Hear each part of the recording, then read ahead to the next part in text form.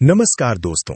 और आपका स्वागत है एक ऐसी अनोखी यात्रा पर जहां हम बात करेंगे सिर्फ कहानियों की नहीं, बल्कि उस अदृश्य शक्ति की जो एक साधारण इंसान को असाधारण बना सकती है। आप अक्सर सोचते होंगे कि आखिर वो कौन सा जादू है, कौन सी वो चाबी है जो कुछ लोगों के हाथ लग जाती है और वे गरीबी से अमीरी, दुख से खुशी और हार से जीत की ओर बढ़ जाते हैं। क्या ये जादू किसी तावीज में है, किसी मंत्र में, या फिर ये सिर्फ किस्मत का खेल है? नहीं दोस्तों, ये जादू है आपके सोचने के ढंग का, आपकी उस आंतरिक आवाज का जो आपसे रोज कुछ कहती है। आज मैं आपको 15 ऐसी ही रहस्यमयी, प्रेरणादायक और जीवन बदल देने वाली कहानियां सुनाने जा रहा हूं। हर कहानी एक अलग दुनिया में ले जाएगी। हर कहानी आपके मन के किसी न किसी कोने को छू जाएगी। कुछ कहानियां आपको रुला देंगी, कुछ हंसा देंगी, लेकिन सबसे बड़ी बात यह है कि हर कहानी आपको सोचने पर मजबूर कर देगी। ये कहानियां सिर्फ मनोरंजन के लिए नहीं है, ये आपकी अवचेतन मन की ताली खोलने का एक माध्यम है। तो तैयार हो जाइए, अपने दिमाग को शांत कीजिए, अपने दिल को खोल दीजिए और सुनिए ये अनमोल कहानियां। क्योंकि जैसा कि मैंने हमेशा कहा है, अगर आप अपनी सोच बदल देंगे तो आपकी जिंदगी बदल जाएगी। और यही संदेश है हमारी पहली कहानी का। तो चलिए बिना किसी देरी की शुरू करते हैं अपनी पहली कहानी। एक छोटे से गांव में, जहां न कोई स्कूल था न कोई डॉक्टर, वहां रहता था एक लोहार। एक बार की बात है, घने जंगलों से घिरा एक बहुत छोटा सा गांव था। उस गांव में एक बूढ़ा लोहार रहता था जिसका नाम देवा था। देवा बहुत गरीब था, लेकिन उसके हाथों का काम अद्भुत था। वो लोहे के ऐसे औजार बनाता था जो कभी खराब नहीं होते थे। लेकिन उस गांव में लोगों के पास पैसे नहीं थे। देवा दिन रात चूल्हा जलाता, लोहे को गर्म करता, हथौड़े से पीटता, लेकिन उसे उसकी मेहनत का पूरा दाम नहीं मिलता था। वो अक्सर निराश होकर अपनी पत्नी से कहता, मैं क्यों पैदा हुआ भगवान, मैं तो इस जंजाल से बाहर निकलना चाहता हूं। एक दिन जब देवा बहुत उदास बैठा था, एक साधु उसकी दुकान पर आया। साधु के शरीर पर राख लगी थी और उसकी आंखों में एक अजीब सी चमक थी। उसने देवा से कुछ पानी मांगा। देवा ने एक लोटे में पानी लाकर दिया। पानी पीने के बाद साधु ने अपनी झोली से एक ऐसा पत्थर निकाला जैसा देवा ने अपनी जिंदगी में कभी नहीं देखा था। वो पत्थर काला तो था, लेकिन उसके अंदर से सुनहरी रोशनी के छोटे छोटे कण चमक रहे थे। साधु ने कहा, देवा, ये पत्थर कोई साधारण पत्थर नहीं है, ये एक जादुई पत्थर है। ये तुम्हें दे सकता है वो सब कुछ जिसकी तुमने कभी कल्पना की है, लेकिन इसकी एक शर्त है। इस पत्थर को खोलने की कुंजी तुम्हारे पास पहले से है, लेकिन तुमने उसे कभी पहचाना नहीं। ये कहकर साधु चला गया और देवा उस पत्थर को लेकर रह गया। देवा को बहुत भूख लग रही थी। उसने सोचा, ये पत्थर तो बेकार है, अगर ये सोने का होता तो कम से कम हम कुछ खरीद पाते। उसने अपने औजार उठाए, पत्थर को चिमटे में जकड़ा और उसे भट्टी में डाल दिया। उसने सोचा, पत्थर कुछ भी हो, गर्म करने पर लोहे की तरह लाल हो जाएगा, फिर मैं इसको पीट कर चूर चूर कर दूंगा, शायद अंदर कुछ हो तो मिल जाए। उसने भट्टी की आंच को बहुत तेज कर दिया। घंटों बीत गए, लेकिन पत्थर के रंग में कोई बदलाव नहीं आया। ये काला ही रहा और उसकी सुनहरी किरणें और तेज हो गई। देवा ने 1 घंटा, 2 घंटा, फिर पूरा दिन लगा दिया। रात हो गई, पत्थर अब भी वैसा ही था। उसने हथौड़ा उठाया और पूरी ताकत से पत्थर पर वार किया। पत्थर टूटा तो नहीं, लेकिन हथौड़े का हैंडल टूट गया और देवा का हाथ सुन्न हो गया। अब देवा क्रोधित हो गया। उसने पत्थर को एक तरफ फेंक दिया और रात भर रोता रहा। सुबह हुई, साधु फिर आया। उसने पत्थर को जमीन पर पड़ा देखा और पूछा, क्या तुमने इसकी कुंजी नहीं खोजी? देवा ने गुस्से से कहा, धोखा है ये सब। मैंने इसे सबसे तेज आग में झोंक दिया, जोर से हथौड़ा मारा, कुछ नहीं हुआ। तुम झूठे हो साधु। साधु मुस्कुराया और बोला, मैंने तुमसे कहा था, इस पत्थर को खोलने की कुंजी तुम्हारे पास पहले से है, लेकिन तुमने उसे इस्तेमाल नहीं किया। तुमने आग का इस्तेमाल किया, हथौड़े का इस्तेमाल किया, लेकिन असली कुंजी तुम्हारे हाथों की वो कलाकारी है जिससे तुम बेजान लोहे में भी जान फूंक देते हो। इस पत्थर को जबरदस्ती नहीं, बल्कि प्यार से, धैर्य से और अपने कौशल से साधना है। देवा ने साधु की बात समझी। उसने पत्थर को वापस उठाया। इस बार उसे आग में नहीं डाला। उसने अपने उस्तरे जैसे तेज औजारों से उस पत्थर पर कोमलता से काम करना शुरू किया। 1 हफ्ता, 2 हफ्ता, महीना बीत गया। देवा ने दिन रात एक किया। उसने पत्थर को घिसा, पॉलिश की, उस पर बारीक नक्काशी की। उसने अपने हाथों के उसी जादू का इस्तेमाल किया जिससे वो लोहे को ढालता था। एक दिन जब उसने पत्थर पर आखिरी बार पॉलिश की तो पत्थर फूटा नहीं, बल्कि ऐसे खुला जैसे कोई कमल का फूल खिलता है। अंदर से एक अद्भुत प्रकाश निकला और उस पत्थर के अंदर सोने की ईंटें रखी थीं। लेकिन सबसे बड़ी बात, उस प्रकाश ने देवा की आंखें खोल दी। अचानक उसे अपनी असली पहचान का पता चला। वो भागा हुआ उस साधु को ढूंढने गया, लेकिन साधु गायब था। उसने उसी जगह पर एक पत्थर पर लिखा पाया, जो तू बाहर ढूंढता है वो तुझ में ही है। तू कोई गरीब लोहार नहीं, बल्कि एक कलाकार है, और कलाकार सोने से भी अधिक कीमती होता है। देवा को अपनी असली शक्ति का एहसास हुआ। उसने उस सोने से अपना एक बड़ा कारखाना खोला, लेकिन सिर्फ पैसे के लिए नहीं, बल्कि दूसरों को भी उनकी छिपी प्रतिभा को पहचानने का मौका देने के लिए। उसने वही साधु बनने की ठानी जो लोगों को उनकी अंदर की जादुई पत्थर को पहचानने में मदद करे। कहानी का सार, हम सबके पास कोई ना कोई अनोखी प्रतिभा है, कोई वो जादू है जिसे पहचानकर हम ना सिर्फ अपना बल्कि दूसरों का भी जीवन बदल सकते हैं। असली गरीबी पैसे की नहीं, अपनी कीमत ना पहचान पाने की है। एक विशाल महानगर में जहां लोग दौड़ते भागते थे, एक बहुत ही अमीर आदमी रहता था। उसका नाम सेठ चंपकलाल था। उसके पास इतना धन था कि वो पूरा शहर खरीद सकता था, लेकिन वो हमेशा असंतुष्ट रहता था। उसे एक चीज सबसे ज्यादा परेशान करती थी, उसकी अपनी परछाई। वो अपनी परछाई से चिढ़ता था, क्योंकि वो उसे हर जगह फॉलो करती थी, बस में, कार में, बाथरूम में भी। एक दिन सेठ चंपकलाल ने घोषणा कर दी, जो कोई भी मेरी इस परछाई को मुझसे दूर कर देगा, उसे मैं अपनी आधी संपत्ति दे दूंगा। शहर के सारे जादूगर, तांत्रिक, वैज्ञानिक आए। किसी ने मंत्र पढ़े, किसी ने लेजर लाइट का इस्तेमाल किया, लेकिन परछाई तो परछाई थी। सेठ के चिल्लाने पर भी, गिड़गिड़ाने पर भी वो उसका पीछा नहीं छोड़ती थी। आखिरकार एक दिन एक गरीब किसान जो शहर में अनाज बेचने आया था ने कहा, सेठ जी, मैं आपकी परछाई खरीद सकता हूं। सब हंस पड़े। सेठ ने ताना मारा, तुम गरीब किसान मेरी परछाई खरीदोगे? तुम्हारे पास क्या है? किसान ने शांति से कहा, मेरे पास प्यार है, मेरे पास शांति है, मेरे पास वो सब कुछ है जो आपके पास नहीं है। मैं आपको इनके बदले आपकी परछाई ले लूंगा। सेठ ने सोचा, परछाई तो बेकार चीज है, जाए तो अच्छा ही है। उसने किसान को अपनी पूरी परछाई बेच दी, बदले में उसे कुछ भी नहीं दिया। अब क्या हुआ? सेठ को तो लगा कि वो आजाद हो गया। वो खुशी खुशी घूमने लगा, पर जल्द ही हैरानी हुई। जब वो सड़क पर चलता तो लोग उसे देखकर डर जाते। बच्चे उस पर पत्थर फेंकने लगे। उसका अपना नौकर भी उसे छूने से कतराता था। उसने आईने में देखा तो चीख निकल गई। उसका शरीर तो था, लेकिन उसकी कोई परछाई नहीं थी, कोई प्रतिबिंब नहीं था। वो दिखता तो था, लेकिन अधूरा था। लोग उसे भूत समझने लगे। कोई उससे बात नहीं करता था, कोई उसके साथ व्यापार नहीं करता था। उसकी सारी संपत्ति बेकार हो गई, क्योंकि अब वो समाज में अदृश्य हो चुका था। एक दिन वो बुरी तरह टूट गया और उस किसान के पास गया। उसने देखा, किसान के पीछे एक विशाल सुंदर छाया थी, जो आकाश तक फैली हुई थी। जब किसान हंसता तो उसकी छाया में भी हंसी आती थी। जब वो दौड़ता तो छाया उसके साथ उड़ती थी। सेठ ने रोते हुए कहा, मुझे मेरी परछाई वापस दे दो, मैं तुम्हें अपनी सारी संपत्ति दे दूंगा। किसान ने मुस्कुराकर कहा, मैंने आपसे वही लिया था जो आपने खुद ही कोई कीमत नहीं दी थी।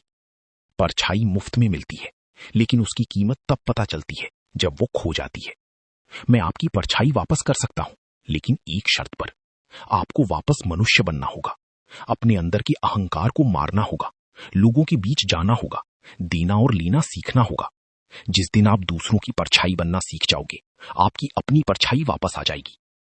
कहानी का सार, हमारी परछाई हमारा एक हिस्सा है, हमारा विनम्र, सच्चा और स्थायी रूप। अहंकार और भौतिकता के अंधेपन में हम अपनी असली पहचान खो बैठते हैं। सबसे बड़ी संपत्ति वो है जो दिखती नहीं लेकिन महसूस होती है। दूर हिमालय की उन ऊंचाइयों पर, जहां अक्सर इंसान के पैर नहीं पड़ते थे, एक बहुत पुरानी पहाड़ी थी। उस पहाड़ी का कोई नाम नहीं था, लेकिन वो बोलती थी। हाँ, उसकी अपनी भाषा थी। वो हवाओं से बातें करती, नदियों को गले लगाती, बादलों के साथ खेलती। जब वो हंसती तो उसकी चोटियों पर बर्फ के फूल खिल उठते। जब वो रोती तो झरने फूट पड़ते। नीचे एक गांव में एक युवक रहता था, रघु। वो एक चित्रकार था। रघु को लगता था कि उसकी कला में वो जादू नहीं है जो उसे प्रसिद्ध बना दे। वो हमेशा जल्दी में रहता, बस एक और पेंटिंग, बस एक और प्रदर्शनी, फिर दुनिया मुझे पहचानेगी। लेकिन ऐसा नहीं हुआ। एक दिन वो बहुत टूट गया और उसने उसी पहाड़ी पर जाने का फैसला किया। या तो अपनी कला का राज खोजेगा या फिर वहां से कूदकर अपनी जिंदगी खत्म कर देगा। वो पहाड़ी पर चढ़ा। बहुत कठिन चढ़ाई थी। 3 दिन लग गए। 3 दिन बाद जब वो सबसे ऊपर पहुंचा तो उसने वहां किसी को नहीं पाया। बस चारों तरफ बर्फ, चट्टानें और एक अद्भुत सन्नाटा। वो निराश होकर एक चट्टान पर बैठ गया और जोर जोर से चिल्लाया, मैं असफल हूं, कोई मुझे बताए क्यों। उसकी आवाज घाटियों में गूंजी, क्यों क्यों क्यों। अचानक उसने एक आवाज सुनी, बहुत धीमी, बहुत गहरी। पहाड़ी बोली, बेटा तुम यहां क्यों चिल्ला रहे हो, मैं तो यहां सदियों से चुप हूं। रघु चौंक गया। उसने पूछा, तुम कौन हो, तुम बोल सकते हो? पहाड़ी ने कहा, मैं वो हूं जो तुम्हें दिख रही हूं। मैं सदियों से बैठी हूं। मैंने अपने ऊपर से कितने ही सम्राटों की सेनाएं गुजरती देखी। वे गई, उनके नाम भी मिट गए। मैंने ऋषियों को तपस्या करते देखा, वे भी समाधि में लीन हो गए। लेकिन मैं यहां हूं। तुम्हें पता है क्यों? क्योंकि मैं जल्दी में नहीं हूं। तुम इंसान हो, तुम जल्दी में हो। तुम एक पेंटिंग बनाने में जल्दी करते हो, एक रिश्ता बनाने में जल्दी करते हो, एक पेड़ उगाने में जल्दी करते हो। लेकिन देखो मुझे, मैं बनी तो बस बन गई, पिघली, घिसी, फिर बर्फ से ढकी, फिर पिघली, लेकिन हर बार मैं और भी सुंदर हो गई। रघु ने कहा, लेकिन मेरे पास समय नहीं है, मुझे सफलता चाहिए। पहाड़ी हल्के से हंसी। उसकी हंसी हिमस्खलन की तरह थी, मगर बहुत कोमल। उसने कहा, तुम्हारे पास समय ही तो सब कुछ है। तुम सिर्फ सफलता के भूखे हो। भूखे आदमी को स्वाद नहीं आता। मेरी चुप्पी को सुनो। यहां हर सुबह सूरज मुझे पहली बार की तरह छूता है। हर बारिश मुझे पहली बार की तरह भिगोती है। कला तो यही है रघु, हर बार नए होकर देखना, पिछली गलतियों को भूलकर बिना किसी जल्दी के बस अपना रंग बिखेरते रहना। रघु ने वहीं बैठकर अपना कैनवस खोला। 7 दिनों तक उसने सिर्फ उस पहाड़ी को देखा। सुबह, दोपहर, शाम, रात। उसने हर रोशनी में उसके रंग बदलते देखे। उसने एक शब्द नहीं बोला, बस रंग बिखेरे। 7वें दिन जब उसने अपनी पेंटिंग पूरी की तो वो उस पहाड़ी की तरह शांत और संतुष्ट था। उस पेंटिंग में न कोई नाम था, न कोई फ्रेम, बस एक एहसास था। वो वापस नीचे गांव में आया। उस पेंटिंग को देखकर लोगों की आंखों में आंसू आ गए। किसी ने कहा, इसमें तो पूरी पहाड़ी की आत्मा है। रघु प्रसिद्ध हो गया, लेकिन उसने कभी वो प्रसिद्धि पाने की कोशिश नहीं की। वो जानता था, असली कला जल्दी में नहीं, बल्कि पूरे धैर्य और शांति से बनती है। और उसकी हर पेंटिंग के पीछे उस पहाड़ी की चुप्पी छुपी होती थी। कहानी का सार, धैर्य और शांति सबसे बड़ी गुरु है। जल्दबाजी में न तो कला पनपती है, न जीवन। प्रकृति से सीखो, कितना धीरे धीरे सब कुछ पड़ता है, फिर भी कितना सुंदर बनता है। एक छोटी सी कस्बे में एक लड़का रहता था। नाम था सूरज। सूरज का मतलब होता है प्रकाश। लेकिन सूरज बहुत डरपोक था।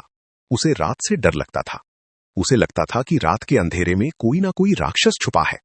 उसके स्कूल के दोस्त उसका मजाक उड़ाते थे, कायर सूरज रात को अपनी मम्मी की साड़ी पकड़कर सोता है। सूरज बहुत दुखी रहता था। एक दिन उसकी दादी ने उसे एक कहानी सुनाई। बेटा, एक बार बहुत पुराने जंगल में सारे जानवरों की बैठक हुई। हाथी, शेर, चीता सबने शिकायत की कि रात बहुत अंधेरी है, हमें कुछ दिखता नहीं। तब सबसे छोटे जीव जुगनू ने कहा, मैं हूं ना, मैं अपनी रोशनी से तुम्हारा रास्ता दिखाऊंगा। सब हंस पड़े कि तू छोटा सा कीड़ा क्या रोशनी देगा। लेकिन जुगनू ने हार नहीं मानी। उस शाम जब अंधेरा सबसे घना था, उसने अपनी पीठ जलाई। वो रोशनी छोटी थी, लेकिन अंधेरे के उस सागर में वो एक दीपक की तरह जलने लगी। धीरे धीरे उसकी रोशनी देखकर दूसरे जुगनू भी जग गए, फिर दूसरे, और देखते ही देखते पूरा जंगल जुगनुओं से जगमगा उठा। रात हार गई। दादी की कहानी सूरज को सोचने पर मजबूर कर गई। उसी शाम उसने अपने कमरे की लाइट बंद कर दी। अंधेरा घना हो गया। उसका दिल तेज धड़कने लगा। उसने अपने मन में उस जुगनू की कल्पना की। उसने सोचा, मैं भी अपने अंदर की रोशनी जलाऊंगा। उसने टॉर्च लेकर अपने चेहरे पर रखी और आईने में देखा। उसकी अपनी ही रोशनी से वो डर गया, फिर हंसा। उसने महसूस किया, डर असली नहीं है, उसका मन असली है। अगले दिन उसने स्कूल में एक चुनौती ली। रात के स्कूल कैंप का प्रोग्राम था। सब लड़की डर रही थी। सूरज ने हाथ खड़ा कर दिया, मैं सबसे आखिरी में सोऊंगा, मैं सबकी रखवाली करूंगा। लड़के हंसे, तू? कायर सूरज? सूरज ने कहा, हां, मैं वही सूरज जो आज निकल कर रहूंगा। रात आई, सब सो गए। अंधेरा था, सूरज के पास एक छोटी सी पेन की रोशनी थी, बहुत कमजोर, लेकिन उसने उसे जलाए रखा। घंटों बीत गए। अचानक तेज हवा चली, जंगल के पेड़ों की आवाज आई। एक बच्चा जाग गया और डर कर चीखा।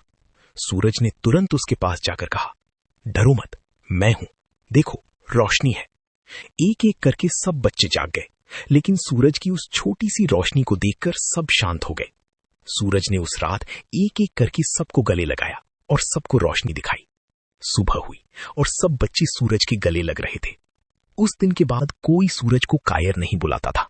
और सूरज ने अपनी दादी से पूछा, दादी, आपने मुझे जुगनू की कहानी क्यों सुनाई? दादी ने कहा, बेटा, इसलिए कि तू समझ जाए, रोशनी बड़ी हो या छोटी, अगर तू उसे जलाए रखेगा तो अंधेरा कभी टिक नहीं सकता। कहानी का सार, हमारी छोटी से छोटी कोशिश भी दूसरों की जिंदगी में रोशनी भर सकती है। डर केवल कल्पना है और आत्मविश्वास से बड़ी कोई रोशनी नहीं। सरहद के उस पार, जहां कभी हरियाली लहराती थी, वहां अब सिर्फ बंजर जमीन थी। लगातार 4 साल से सूखा पड़ा था। सारे किसान कर्ज में डूब गए थे, पशु मर गए थे, लोग शहरों की ओर पलायन कर रहे थे। लेकिन उस गांव में एक बूढ़ा किसान रहता था, बाबा भोलाराम। वो बहुत गरीब था, लेकिन उसके पास एक अनमोल चीज थी, एक छोटा सा थैला जिसमें उसके पिता से चली आ रही आखिरी गेहूं की बीज। गांव वाले उससे कहते, बाबा, ये बीज रखकर क्या करोगे? भूख मर रहे हैं, इसे खा लो। बाबा भोलाराम कहते, बीज खाने के लिए नहीं, बोने के लिए होता है। उसने बंजर खेत में एक छोटा सा हिस्सा जोतकर तैयार किया। उसने उन बीजों को अपने हाथों से बोया। पूरे गांव ने उसका मजाक उड़ाया। पागल हो गया है बूढ़ा, बंजर में क्या उगेगा? बाबा ने कोई जवाब नहीं दिया। वो रोज सुबह उठता, खेत में जाता और उन बीजों से बातें करता, जैसे एक पिता अपने बच्चों से करता है। उगो बच्चों, थोड़ी सी बारिश आएगी, थोड़ी सी धूप, बस हिम्मत मत हारना। 1 महीना बीत गया, कुछ नहीं उगा। 2 महीने, कुछ नहीं। लोगों ने कहा, बाबा अब छोड़ो। बाबा भोलाराम मुस्कुराए। बीज बंजर में नहीं मरता, बीज सोता है, जगाने में वक्त लगता है। 3रे महीने एक दिन बाबा खेत में गए तो उनकी आंखों में पानी आ गया। छोटे छोटे हरे पत्ते जमीन को चीरकर बाहर आ रहे थे। वो दौड़ा दौड़ा पूरे गांव में चिल्लाया, जाग गए, मेरे बीज जाग गए। सब लोग खेत में इकट्ठा हो गए। उन हरे पन्नों को देखकर उनकी आंखों में भी नमी थी। लेकिन अगले ही दिन एक भयंकर तूफान आया, ओले गिरे, सारा बचा खुचा नाश हो गया। बाबा का खेत भी तबाह हो गया। वो रात भर बारिश में खड़ा रहा। उसने अपने हाथों से उन टूटे हुए पौधों को सहलाया। सुबह हुई तो गांव वाले उसे खाली खेत में बैठे मिले। उन्होंने कहा, बाबा अब तो बीज भी खत्म हो गए। बाबा ने आंखें खोली और उनके हाथ में कुछ था, एक छोटा सा कंद जो ओलों से बचा रह गया था। उन्होंने कहा, देखो, एक बीज बचा है, एक ही सही, लेकिन मैं हारा नहीं, ये मेरा विश्वास है। इस बार उसने बीज को नहीं बोया। उसने पूरे गांव को बुलाया और कहा, भाइयों, जब तक हम अलग अलग रहेंगे, हर बार तूफान हमें हरा देगा। ये एक बीज मेरे पास है, लेकिन तुम सबके पास भी कुछ ना कुछ बचा होगा। थोड़ा सा अनाज, थोड़ी सी जमीन, थोड़ा सा धैर्य। आओ मिलकर एक साथ खेती करते हैं। है, ये सिर्फ मेरा बीज नहीं, ये हम सबका है। उस दिन पूरे गांव ने एक साथ मिलकर उस एक बीज को बोया। हाँ, एक ही बीज था, लेकिन उसको बोने वाले सैकड़ों हाथ थे। बारिश आई, धूप निकली और आश्चर्य, उस बीज से इतना बड़ा पौधा उगा जितना किसी ने कभी नहीं देखा था। उसके बीज फिर बोए गए और 1 साल बाद पूरा गांव हरा भरा था। बाबा भोलाराम उस दिन नहीं रहे। उनके बीज आज भी उस गांव में उगते हैं। कहते हैं, जब कभी कोई किसान निराश होता है तो वो उस खेत में जाकर कहता है, बाबा का आखिरी बीज हमें सिखा गया, अगर सब कुछ खत्म भी हो जाए और तुम्हारे पास बस एक ही बीज बचे, तो भी तुम पूरी दुनिया को हरा सकते हो, बस उसे अकेले नहीं बांटना। कहानी का सार, सबसे बड़ी उदारता अपनी आखिरी चीज भी बांट देना है। एक बीज अकेले भूख मिटा सकता है, लेकिन एक साझा बीज पूरे गांव का पेट भर सकता है। एकता और विश्वास ही असली संपत्ति है। बहुत दूर एक अजीब सा शहर था जिसका नाम था निराशा नगर। इस शहर का एक अनोखा नियम था। यहां हर रात 9 बजे से 10 बजे तक रोने का समय होता था। हाँ, आपने सही सुना। पूरे शहर में सायरन बजता और सभी लोग अपने अपने घरों की खिड़कियां खोलकर, बालकनियों में आकर या सड़कों पर रुककर जोर जोर से रोने लगते थे। कोई रोता था अपनी नौकरी खोने के लिए, कोई प्यार में असफल होने के लिए, कोई बुढ़ापे के अकेलेपन के लिए, कोई अपने बच्चे की नादानी के लिए। सबके आंसू सड़कों पर बहते थे। इस शहर में एक आदमी रहता था, नाम था कृष्ण। वो बहुत दुखी था, लेकिन वो रो नहीं पाता था।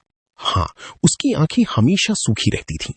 वो उन सबको रोते देखता और ईर्ष्या करता। वो सोचता, काश मैं भी रो पाता, मुझे भी वो शांति मिल जाती जो उनके आंसुओं में दिखती है। एक दिन कृष्ण ने इस रहस्य को जानने का फैसला किया। वो डॉक्टरों के पास गया। डॉक्टरों ने कहा, आपकी आंखों में कोई समस्या नहीं है। वो मनोवैज्ञानिकों के पास गया। उन्होंने कहा, आपने भावनाओं को दबाना सीख लिया है, अब उन्हें बाहर निकालना सीखिए। लेकिन कृष्ण को कुछ समझ नहीं आया।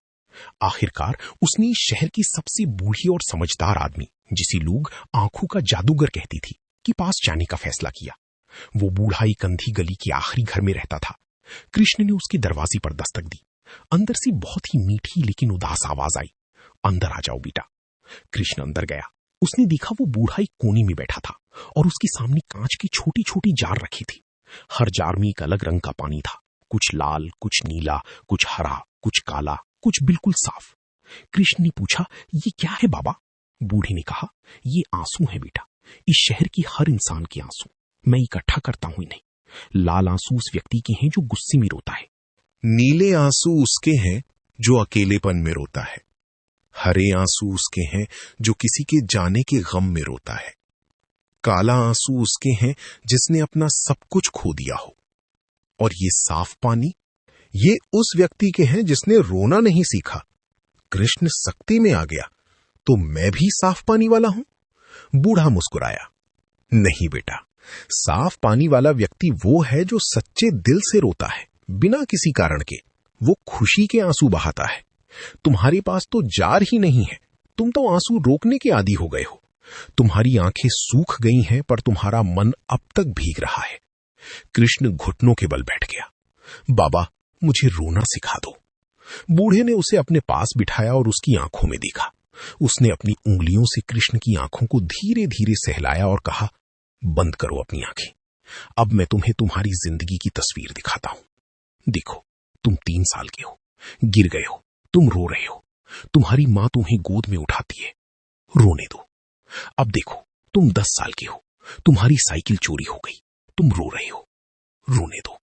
अब देखो, तुम 19 साल के हो, तुम्हारी पहली नौकरी लगी है, तुम खुशी से रो रहे हो, रोने दो। अब देखो, तुम 35 साल के हो, तुम्हारे पिता नहीं रहे, तुम रात भर रो रहे हो, रोने दो। कृष्ण, रोने दे, बस एक बार उन सारे आंसुओं को जो तुमने रोकी नहीं। उस रात पहली बार कृष्ण ने नहीं, बल्कि उसके भीतर का बच्चा, उसका किशोर, उसका युवा, सबने एक साथ रोना शुरू कर दिया। पूरी रात वो रोता रहा। सुबह जब आंख खुली तो उसकी तकिया गीली थी, लेकिन उसका मन हल्का था। वो बूढ़े के पास गया और बोला, बाबा, मैंने रोना सीख लिया। बूढ़े ने कहा, अब तुम हंसना भी सीख जाओगे। जो सच्चा रोना सीख जाता है, वही सच्चा हंसना भी सीख पाता है। और याद रखना, जिस शहर में हर कोई रोता है, वहां किसी को दुख नहीं है। असली दुख तो उन लोगों को है जिन्होंने रोना ही छोड़ दिया है। कहानी का सार, भावनाओं को दबाना बीमारी है, उन्हें स्वीकार करना उपचार है। रोना कमजोर नहीं, बल्कि सबसे बड़ी ताकत है, क्योंकि ये मन को हल्का करता है और दूसरों से जोड़ता है। जब तुम सच्चे दिल से रो सकते हो, तभी सच्चे दिल से खुश भी हो सकते हो। एक बहुत बड़े संग्रहालय के सबसे पुराने हिस्से में एक दरवाजा था, जिसे कभी किसी ने नहीं खोला था। संग्रहालय के चौकीदार का नाम था श्याम। वो 20 साल से उसी संग्रहालय में चपरासी का काम कर रहा था। हर दिन वो उस दरवाजे के पास से गुजरता, लेकिन कभी उसकी ओर ध्यान नहीं देता था। उसकी जिंदगी बहुत उबाऊ थी। वो हमेशा अतीत में जीता था। सोचता था कि काश उसने पढ़ाई की होती, काश उसने शहर जॉब की होती। और वो भविष्य में भी जीता था। सोचता था कि रिटायर होने के बाद क्या करूंगा। एक दिन संग्रहालय के निदेशक ने श्याम को अपने पास बुलाया और उस दरवाजे के बारे में बताया। श्याम, इस दरवाजे को आज तक किसी ने नहीं खोला। कहते हैं कि ये समय का दरवाजा है। जो भी इसे खोलेगा उसे 3 चाबियां मिलेंगी, एक भूतकाल की, एक वर्तमान की और एक भविष्य की। लेकिन बहुत सावधान रहना, इन चाबियों का सही इस्तेमाल करना बहुत मुश्किल है। श्याम को यह कहानी बचकानी लगी, लेकिन उसने दरवाजा खोलने की कोशिश की। एक जोरदार धक्का देते ही दरवाजा चरमरा कर खुल गया। अंदर एक छोटा सा कमरा था, जिसके बीच एक पुरानी मेज पर 3 चमकती हुई चाबियां रखी थीं, सोने की, चांदी की और कांसे की। उसने चांदी की चाबी, भूतकाल की, उठाई। तुरंत कमरे में हवा घूमने लगी और सामने एक स्क्रीन सी बन गई, जिसमें वो खुद 20 साल पहले का दिखा। वो संग्रहालय में नौकरी के लिए इंटरव्यू दे रहा था, लेकिन उसकी पढ़ाई कम थी, उसे नौकरी नहीं मिल रही थी। श्याम ने सोचा, अगर मैं अब उससे कह सकता कि कैसी तैयारी करे। बस ये सोचते ही वो अतीत में जा पहुंचा। वो अपने 20 साल पहले वाले रूप से बात करने लगा, पढ़ाई कर, ये नौकरी मत कर। लेकिन उसके बोलते ही अतीत का श्याम भ्रमित हो गया और उसने इंटरव्यू में बैठना ही छोड़ दिया। श्याम वापस आया तो देखा कि उसकी मौजूदा नौकरी भी चली गई थी। उसने भूतकाल बदल दिया था, जिससे वर्तमान बदल गया था। घबराकर उसने सोने की चाबी, भविष्य की, उठाई। तुरंत भविष्य का दृश्य दिखा। वो बहुत बूढ़ा है, अकेला है, संग्रहालय में किसी और चपरासी को देख रहा है। श्याम ने भविष्य में जाकर अपने बूढ़े रूप से कहा, तुम रिटायर होने के बाद क्यों नहीं खुश रहते? बूढ़े श्याम ने कहा, क्योंकि मैं अपने पूरे जीवन में सिर्फ भूत और भविष्य की चिंता करता रहा, मैंने आज को कभी जिया ही नहीं। ये सुनकर श्याम वापस आया तो देखा कि भविष्य में उसकी जवानी ही खत्म हो गई थी। वो एकदम बूढ़ा हो चुका था। वो चिल्लाया, मैं क्या करूं? तब उसकी नजर कांसे की चाबी, वर्तमान की, पर पड़ी। उसने उसे उठाया। कुछ नहीं हुआ, सन्नाटा था। उसने फिर घुमाया, फिर कुछ नहीं। वो निराश होकर बैठ गया। तभी उसने महसूस किया, अब वो बूढ़ा नहीं रहा, वो फिर से अपनी उम्र का हो चुका था। चाबी उसके हाथ में पिघलकर एक आईने के टुकड़े में बदल गई। उसने आईने में देखा तो उसकी अपनी ही मुस्कान थी। आईने पर लिखा था, भूतकाल तेरी याद है, भविष्य तेरी आशा है, लेकिन वर्तमान ही तू है। बाकी दोनों तो सिर्फ तेरे मन की रचना है। जब तू यहां और अभी है तो तू सब कुछ है। श्याम उस दिन के बाद बदल गया। उसने संग्रहालय की हर एक दिन को नए नजरिए से जीना शुरू किया। वो उन चित्रों को देखता, उन चीजों को हाथ लगाता जिन्हें वो 20 साल से अनदेखा कर रहा था। लोग उसे देखकर हैरान होते, क्योंकि वो अब रोज मुस्कुराता था। एक दिन संग्रहालय की निदेशक ने उससे पूछा, श्याम, तुमने समय का दरवाजा खोला था, क्या मिला? श्याम ने कहा, साहब, मुझे वो चीज मिली जो मेरे पास पहले से थी, मेरा वर्तमान। बस मैंने उसे पहचानना सीख लिया। कहानी का सार, अतीत पछतावे का, भविष्य चिंता का घर है, लेकिन वर्तमान ही एकमात्र ऐसा क्षण है जो वास्तविक है और जिसे हम जी सकते हैं। सारी शक्ति अभी और यहां में है। कोलकाता के एक पुराने मोहल्ले में रहने वाली आरती और विजय की प्रेम कहानी पूरी इलाके में मशहूर थी, लेकिन किसी अज्ञात कारण से उनकी शादी के 7 साल पूरे होने से पहले ही वे अलग हो गए थे। लोग कहते थे ये 7 फेरों का 7 साल का जादू टूट गया, लेकिन असली बात कुछ और थी। आरती और विजय एक दूसरे से बहुत प्यार करते थे, लेकिन उनके प्यार का पैमाना बहुत अलग था। विजय एक बहुत ही सफल व्यवसायी था। उसके पास सब कुछ था, पैसा, बंगला, गाड़ियां। वो आरती को ढेर सारे गिफ्ट देता, उसे विदेश घुमाने ले जाता, उसके लिए महंगे कपड़े खरीदता, लेकिन उसके पास आरती के लिए समय नहीं था। वो दिन में 18 घंटे काम करता और जब घर आता तो इतना थका होता कि सिर्फ खाना खाकर सो जाता। आरती बहुत अकेली थी, उसे पैसों से कोई मतलब नहीं था। वो चाहती थी कि विजय उसके साथ बैठे, बातें करे, उसे गले लगाए, उसके सिर पर हाथ रखे। उसने सैकड़ों बार विजय से कहा, लेकिन विजय कहता, तुझे और क्या चाहिए? मैं तो तेरे लिए सब कुछ ला रहा हूं। एक दिन आरती ने घर छोड़ दिया। विजय को जब पता चला तो वो टूट गया। उसने सब छोड़ा और आरती को ढूंढने निकल पड़ा। 1 महीने बाद उसे पता चला कि आरती एक छोटे से पहाड़ी गांव में रहती है। विजय वहां गया। उसने देखा आरती एक छोटे से कमरे में रह रही थी, जिसमें सिर्फ एक चारपाई थी, एक चूल्हा था और एक छोटी सी किताबों की अलमारी। लेकिन आरती के चेहरे पर वो चमक थी, वो मुस्कान थी, जो उस शानदार बंगले में कभी नहीं थी। विजय ने उसके पास जाकर कहा, आरती, मुझे माफ कर दो। मैं जानता हूं मैं सिर्फ पैसे देता था, प्यार नहीं। लेकिन अब मैं बदल गया हूं। मैंने अपना बिजनेस बेच दिया है, मुझे एक मौका दे। आरती ने कहा, विजय, तुम प्यार को नहीं समझते। प्यार किसी को जहाज का टिकट देने का नाम नहीं, बल्कि उसके लिए रुक जाने का नाम है।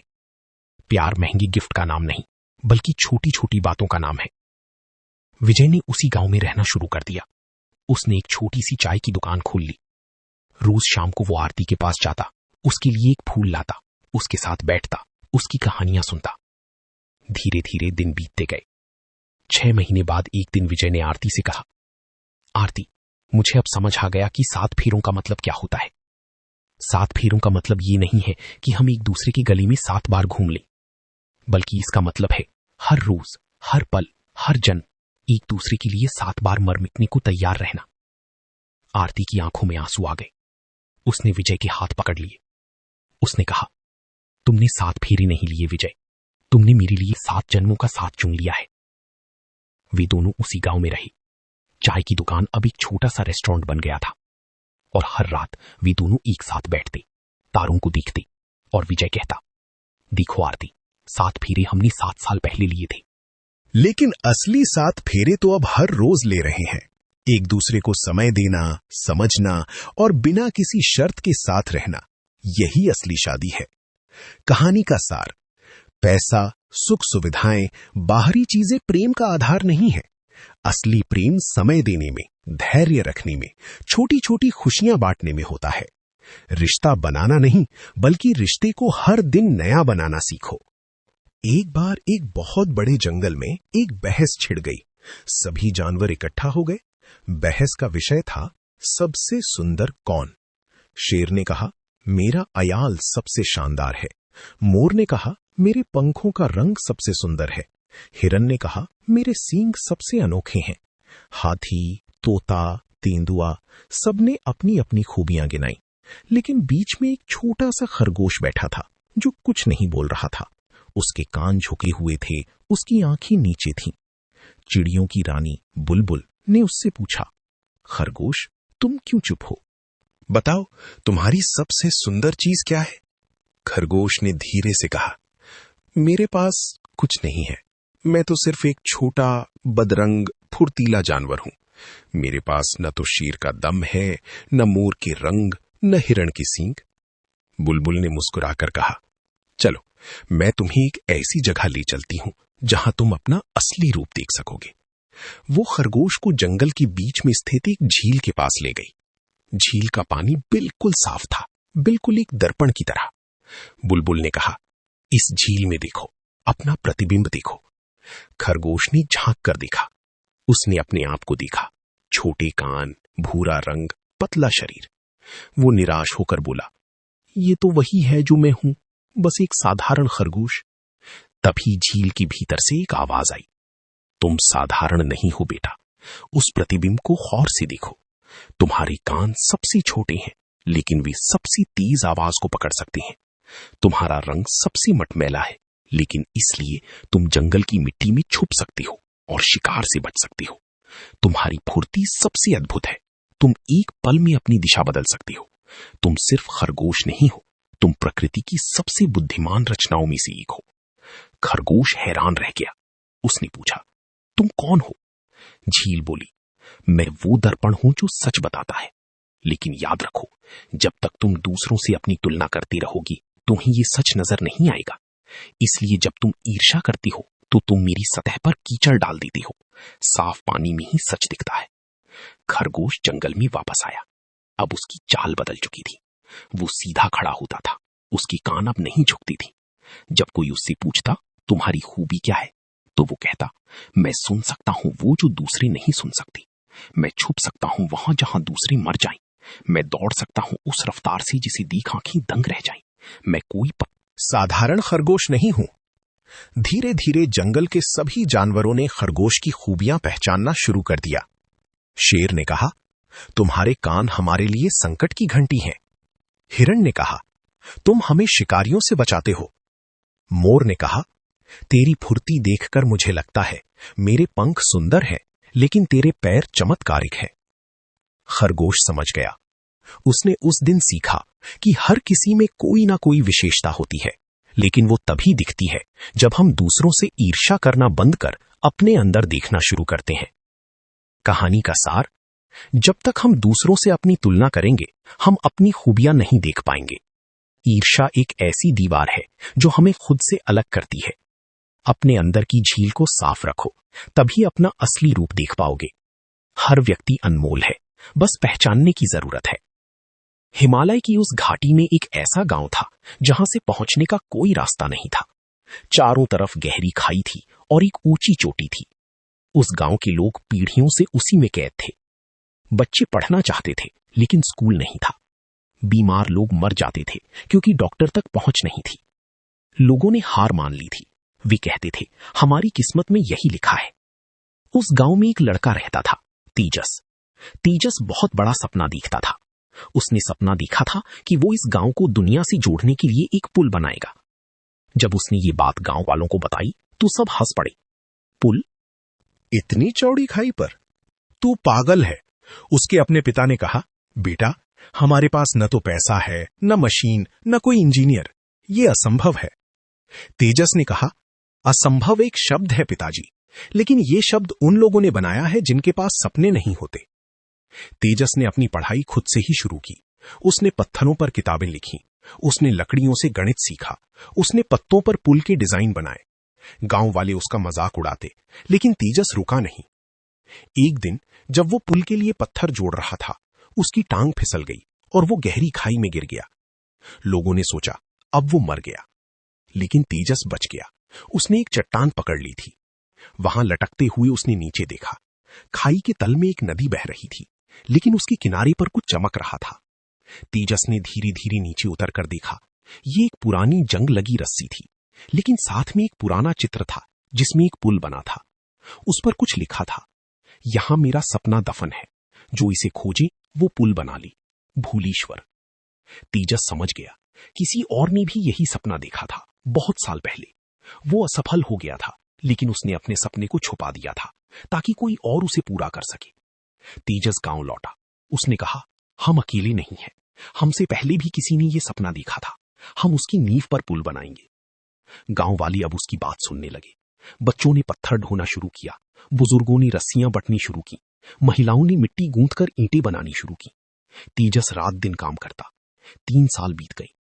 एक सुबह जब तेजस ने आखिरी पत्थर रखा तो पूरा गांव चुप था। सबने आंखें बंद कर ली क्योंकि डर था कि पुल गिर जाएगा। तेजस ने कहा, अब अपनी आंखें खोलो। सबने खोली। सामने एक पक्का, मजबूत, खूबसूरत पुल था जो उस गांव को दुनिया से जोड़ता था। तेजस के पिता ने पुल पर कदम रखा। उनकी आंखों में आंसू थे। उन्होंने कहा, बेटा, आज मैं समझा, सपने असंभव नहीं होते, बस उन पर विश्वास करने वाला चाहिए जो दूसरों को भी विश्वास दिला सके। उस दिन उस गांव का नाम ही बदल गया। अब लोग उसे तेजस का पुल कहने लगे। और तेजस ने उस पुल के सिरे पर एक तख्ती लगाई जिस पर लिखा था, ये पुल एक सपने से शुरू हुआ था, एक ऐसे सपने से जिसे दुनिया ने असंभव कहा था, लेकिन जिस विश्वास ने पत्थर हिलाए वही विश्वास पुल भी बना सकता है। तुम्हारा सपना छोटा है या बड़ा, ये मायने नहीं रखता। मायने रखता है तुम्हारा उस सपने पर विश्वास। कहानी का सार, असंभव एक सोच है, हकीकत नहीं। जो सपने देखता है और उन पर विश्वास रखता है, दुनिया उसके लिए रास्ते बनाती है। पत्थर, मशीन, पैसे नहीं, बल्कि विश्वास और साहस सबसे बड़ी निर्माण सामग्री है। बहुत पुराने समय की बात है। एक घनी जंगल के बीच में एक बहुत पुराना मंदिर था। उस मंदिर में एक सुनहरी मूर्ति थी, लेकिन उस मूर्ति की एक अनोखी विशेषता थी, वो बोलती थी। हां, ठीक सुना आपने। मंदिर के पुजारी के साथ वो रात में बातें करती थी। गांव वाले ये जानते थे, लेकिन उन्होंने कभी किसी को नहीं बताया, क्योंकि पुजारी ने कहा था, ये रहस्य जितना कम लोग जाने उतना अच्छा। लेकिन एक दिन एक अजनबी उस गांव में आया। वो बहुत बीमार था, उसका दिमाग ठीक नहीं था। वो चिल्लाता रहता था, मुझे चुप्पी चाहिए, मुझे शांति चाहिए, मेरे अंदर कोई दानव बोल रहा है। गांव वाले उससे डरते थे, लेकिन पुजारी ने उसे मंदिर में रहने की अनुमति दे दी। पहली रात अजनबी मंदिर की कोने में बैठा बड़बड़ा रहा था। मूर्ति ने पुजारी से कहा, इस आदमी के अंदर एक दानव है। दानव चुप्पी से डरता है, इसीलिए ये आदमी हमेशा कुछ ना कुछ बोलता रहता है। इसकी चुप्पी ही इसकी दवा है। पुजारी ने अजनबी से कहा, बेटा, तुम 24 घंटे कुछ मत बोलना, सिर्फ चुप रहना। अजनबी ने कहा, मैं कोशिश करूंगा, लेकिन दानव बोलेगा, वो मुझसे कहेगा कि बोलो, गाली दो, चिल्लाओ। पुजारी मुस्कुराया, तो तुम उससे कहना, मैं बोलूंगा जरूर, लेकिन अभी नहीं, पहले 24 घंटे पूरे होने दो। अजनबी ने ऐसा ही किया। पहले घंटे में दानव ने कहा, बोल, ये पुजारी झूठा है। अजनबी चुप रहा। दूसरे घंटे में दानव ने कहा, चिल्ला, यहां से भाग। अजनबी चुप रहा। चौथे घंटे में दानव कमजोर पड़ने लगा। 8वें घंटे में दानव रोने लगा। 12वें घंटे में दानव सिसकने लगा। 18वें घंटे में दानव ने आखिरी बार कहा, बोल दे, नहीं तो मैं मर जाऊंगा। अजनबी ने कहा, अभी नहीं। 24वें घंटे में अजनबी के मुंह से कोई आवाज नहीं निकली, लेकिन उसकी आंखों से आंसू बह रहे थे। वो उठा, पुजारी के पास गया और बिना कुछ बोले उसके पैर छू लिए। उसने एक तख्ती पर लिखा, दानव मर गया, मुझे शांति मिली। पुजारी ने कहा, बेटा, चुप्पी सिर्फ शोर का अभाव नहीं है। चुप्पी वो शक्ति है जो दानव को मार सकती है। हम रोज बोलते हैं, लेकिन कितनी बार हम सोचते हैं कि क्यों बोल रहे हैं? ज्यादातर बार हम सिर्फ अपने अंदर के दानव को संतुष्ट करने के लिए बोलते हैं। अजनबी अब पुजारी का शिष्य बन गया। उसने अपना नाम बदलकर मौनी रख लिया। वो हर सप्ताह एक दिन पूरी तरह चुप रहता था। लोग उसे पागल समझते थे, लेकिन वो जानता था कि वो दुनिया का सबसे शांत इंसान है। एक दिन गांव में एक बड़ा झगड़ा हुआ। 2 भाई लड़ रहे थे। पूरा गांव इकट्ठा हो गया। कोई कुछ नहीं कर पा रहा था। मौनी वहां आया। उसने कुछ नहीं बोला, बस दोनों भाइयों के बीच खड़ा हो गया और अपनी आंखें बंद कर लीं। दोनों भाई उसे देखते रहे। मौनी ने अपना हाथ बढ़ाकर पहले बड़े भाई के कंधे पर रखा, फिर छोटे भाई के। उसने उन्हें गले लगाया, बिना एक शब्द कहे। दोनों भाई रोने लगे और एक दूसरे से लिपट गए। उस दिन गांव वालों ने सीखा कि शब्दों से ज्यादा ताकत चुप्पी में होती है। गले लगाने के लिए शब्दों की जरूरत नहीं होती। प्यार जताने के लिए शब्दों की जरूरत नहीं होती। माफी मांगने के लिए भी शब्दों की जरूरत नहीं होती।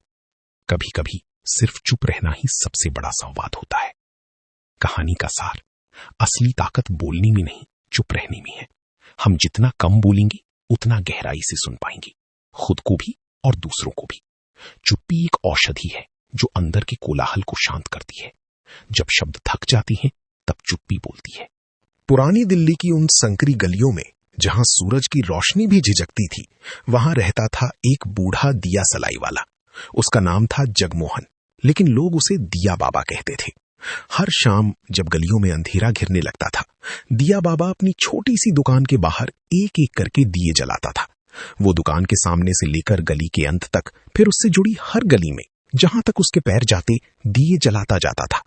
उसके पास एक छोटा सा लालटेन था जिसमें वो सभी दिए जलाता था। लोग उस पर हंसते थे। दिया बाबा, अब बिजली का जमाना है, ये दिए किस काम की? दिया बाबा मुस्कुराता और बोलता, बिजली के जाने पर दिए ही तो काम आते हैं। एक दिन पूरे शहर में ब्लैकआउट हो गया। तूफान आया था, बिजली के सारे खंभे गिर गई थी। अंधेरा घना था। सड़कों पर लोग डरे हुए थे। गलियां एकदम काली हो गई थी। सब अपने अपने घरों में बंद थे। लेकिन दिया बाबा की गली में, वहां रोशनी थी। धीमी, टिमटिमाती, लेकिन रोशनी थी। लोग अपने अपने घरों से बाहर निकले और उस रोशनी की ओर बढ़ने लगी। उन्होंने देखा, दिया बाबा अपने लालटेन लिए हर उस दिए को जला रहा था जो उसने सालों पहले रखा था। उसने कभी कोई दिया बंद नहीं किया था, ना ही कभी फेंका था।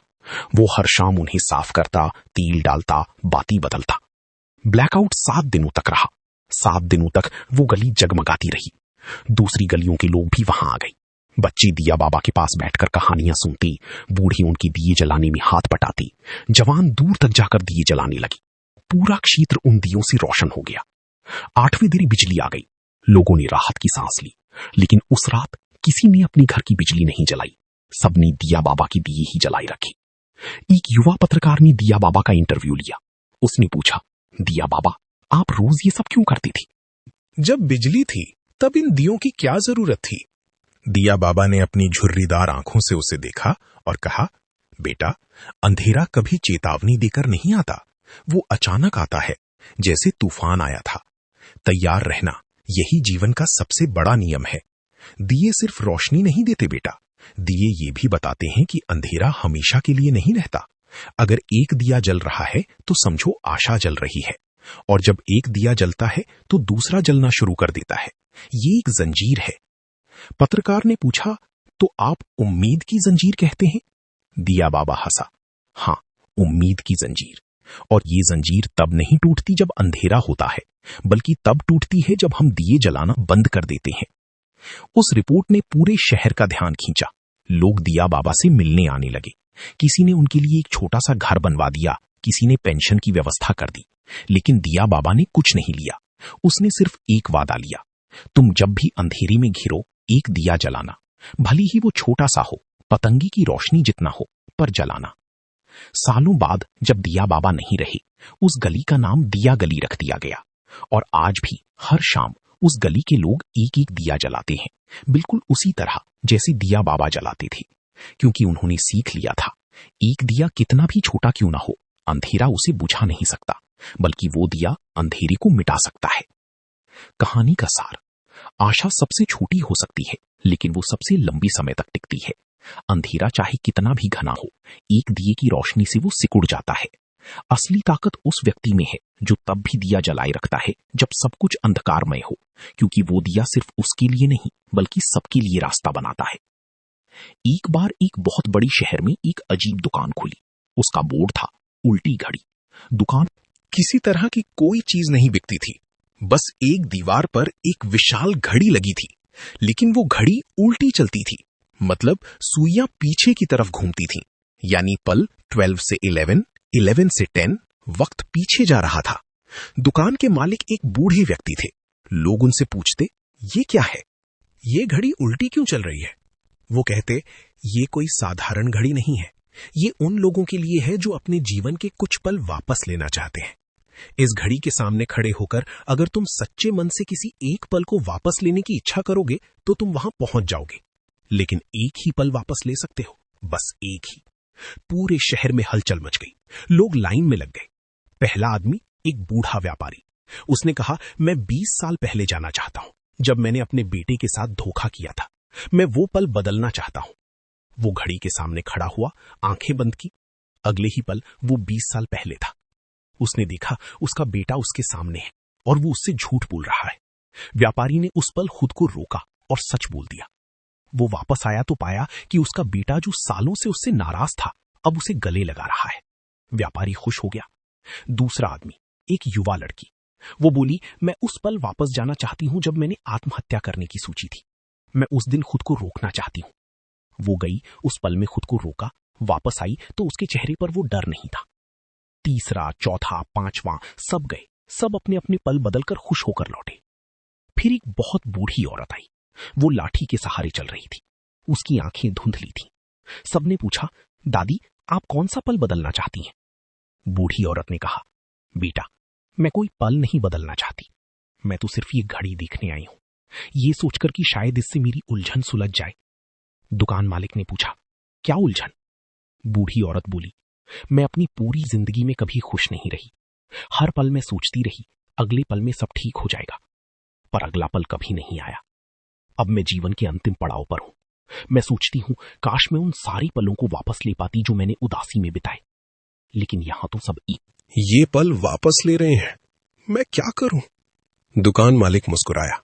उसने बूढ़ी औरत को घड़ी के सामने खड़ा किया और कहा, बुआ जी, कल्पना कीजिए कि ये घड़ी उल्टी नहीं बल्कि आगे चल रही है।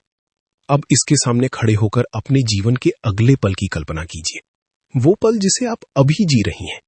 क्या आप उसे वापस लेना चाहेंगी? बूढ़ी औरत ने सोचा। उसने कहा, नहीं, ये पल मैं वापस नहीं लेना चाहती, क्योंकि इस पल में जी रही हूं और मैंने अपनी जिंदगी में आज पहली बार महसूस किया कि जीना क्या होता है। मैं दौड़ती रही अगले पल के पीछे और इस पल को कभी जिया ही नहीं। यही मेरी सबसे बड़ी गलती थी। दुकान मालिक ने कहा, बुआ जी, आपने आज वो समझ लिया जो ये सारे लोग नहीं समझ पाए। ये लोग भूत को बदलने आए थे, आप वर्तमान को जीने सीख गई और यही असली जादू है। उस दिन के बाद वो दुकान बंद हो गई, घड़ी गायब हो गई, लेकिन वो बूढ़ी औरत अपने बचे हुए दिनों में पहली बार मुस्कुराई। उसने अपने बगीचे में फूल लगाए, पड़ोसियों के साथ बातें की, बच्चों को कहानियां सुनाई। जब वो मरी तो उसके चेहरे पर वो मुस्कान थी जो उसने बुढ़ापे में पाई थी। कहानी का सार, भूत को बदलने से ज्यादा जरूरी है वर्तमान को जीना। हम सब अपनी जिंदगी के अगले पल का इंतजार करते रहते हैं, ये सोचकर कि तब सब ठीक हो जाएगा, लेकिन जिंदगी अभी में है। ये पल, ये सांस, ये क्षण, जो आज नहीं जिएगा वो कल भी नहीं जी पाएगा। भूत सिर्फ सबक है, भविष्य सिर्फ कल्पना, वर्तमान ही सत्य है। एक बार एक राजा की मृत्यु हो गई। वो एक बहुत ही विवादित राजा था। कुछ लोग उसे देवता मानते थे तो कुछ उसे अत्याचारी। जब उसकी आत्मा स्वर्ग के दरवाजे पर पहुंची तो दरबान ने कहा, राजन, आपको जन्नत और जहन्नम दोनों का दरबार लगाना होगा। वहां जाकर आप खुद फैसला करेंगे कि आप कहां जाना चाहते हैं। राजा ने पहले जहन्नम गया। वहां एक विशाल हॉल था। बीच में एक विशाल मेज थी जिस पर तरह तरह के पकवान रखे थे, ऐसे व्यंजन जो राजा ने अपने जीवन में कभी नहीं खाए थे। लेकिन सभी लोगों के हाथों में 3 फुट लंबी चम्मच थे। वे चम्मच इतने लंबे थे कि अपने मुंह में खाना नहीं डाल सकते थे। सब भूखे थे, चिल्ला रहे थे, एक दूसरे को धक्का दे रहे थे, लेकिन कोई खा नहीं पा रहा था। वहां शोर था, लड़ाई थी, गालियां थी। राजा डर गया। उसने कहा, यह बहुत भयंकर है, यहां नहीं रह सकता। अब वो जन्नत गया। वहां भी एक विशाल हॉल था, वही मेज, वही व्यंजन, वही 3 फुट लंबे चम्मच। लेकिन यहां सब शांत थे, संतुष्ट थे, खुश थे। राजा ने देखा यहां लोग एक दूसरे को खाना खिला रहे थे, अपने लंबी चम्मच से पकवान निकालकर दूसरे के मुंह में डाल रहे थे और दूसरा उनके मुंह में डाल रहा था। सबकी पीठ भरे थे, सब हंस रहे थे, गा रहे थे, नाच रहे थे। राजा समझ गया। वो वहां के संत से मिला और बोला, मुझे फर्क समझ आ गया। जहन्नम में सब अपनी बारे में सोच रहे थे, जन्नत में सब दूसरों की बारे में। संत ने कहा, राजन, बस इतना ही नहीं, देखो ये चम्मच तुम्हारी जीवन के कर्म है। जैसे तुमने दूसरों के साथ किया वैसा ही तुम्हारे साथ हो रहा है। तुमने अपने राज्य में क्या किया? राजा ने सिर झुका लिया। उसने कहा, मैंने कर्ज लिया, मैंने कभी किसी की मदद नहीं की, बस लूटा, कर वसूली, महल बनाई। मैं अपनी बारे में सोचता रहा। संत ने कहा, तो अब तुम जानते हो तुम्हारा स्थान कहां है। राजा ने फिर से जहन्नम का दरवाजा देखा। वहां वही लोग थे, वही शोर था, वही पीड़ा थी। लेकिन अब उसने गौर से देखा। उसने देखा कि उसके राज्य की सैकड़ों लोग वहां भूखे मर रहे थे।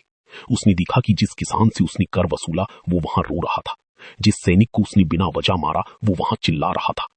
राजा के आंसू बह निकले। उसने कहा, संत जी, मैं जहन्नम जाऊंगा, लेकिन एक शर्त पर, मुझे अपना चम्मच दीजिए, मैं उन सबको खाना खिलाऊंगा। मैंने जीवन में जो नहीं किया वो कम से कम मरने के बाद तो कर लूं। संत मुस्कुराए, राजन, तुम पहले ही जन्नत पहुंच चुके हो। जो अपने पापों का प्रायश्चित करने को तैयार है उसके लिए जन्नत के दरवाजे खुले हैं। जाओ, जहन्नम जाओ, लेकिन अपने चम्मच से उन्हें खिलाओ। तुम देखोगे धीरे धीरे जहन्नम भी जन्नत बन जाएगा। राजा ने ऐसा ही किया। वो जहन्नम गया, वहां के लोगों को खाना खिलाने लगा। पहले तो लोग उसे गालियां देते, लेकिन वो रुका नहीं। धीरे धीरे जैसे जैसे उसने खाना खिलाया वैसे वैसे लोग भी उसे खाने लगे। वहां शोर कम हुआ, हंसी शुरू हुई। एक दिन वो हॉल जन्नत जैसा हो गया और राजा को एहसास हुआ, जन्नत और जहन्नम एक ही जगह है। फर्क सिर्फ इतना है कि तुम दूसरों के लिए जी रहे हो या अपने लिए। कहानी का सार, स्वर्ग और नर्क कोई जगह नहीं है, बल्कि मन की अवस्थाएं हैं। जब हम केवल अपने बारे में सोचते हैं, हर जगह नर्क है। जब हम दूसरों के बारे में सोचते हैं, उनकी मदद करते हैं, उन्हें खिलाते हैं, उन्हें गले लगाते हैं, तो नर्क भी स्वर्ग बन जाता है। सबसे बड़ा धर्म मानवता है और सबसे बड़ी पूजा सेवा है।